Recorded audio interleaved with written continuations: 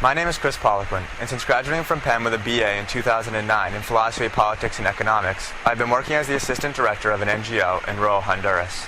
The organization I work for promotes environmental conservation and economic development through an after-school education program in which students receive classes in English, environmental studies, computer technology, and photography. In addition to managing an international staff of 6 volunteers, I teach nature photography to 64 students in 2 communities on the eastern border of Pico Bonito National Park. By connecting kids' first experiences with media and technology to environmental awareness, my students learn to see the natural world as more than the resources it contains, and will hopefully become leaders who can help their communities generate economic alternatives to logging and slash-and-burn farming.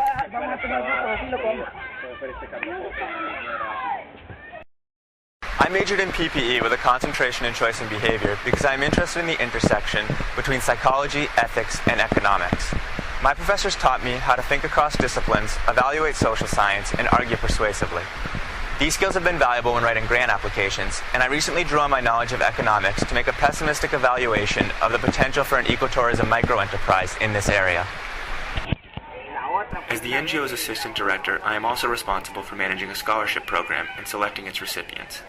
The average daily income where I work is $4 to $5, so small scholarships can have a big impact for my students' families. During college, I thought that philosophy was probably the least useful of the 3 PPE components, but the classes I took that dealt with moral judgment and ethics have helped me in designing the scholarship selection process and justifying my decisions to my bosses and local families. PPE majors learn to think critically by constantly having to evaluate and integrate the sometimes contradictory teachings of 3 different disciplines. Working in international development has also required me to be open to input from a variety of sources. I may be meeting with poor farmers one day and USAID officials the next, as is the case with an agroforestry project I am currently working on with the help of foreign volunteers, local residents, and agricultural experts.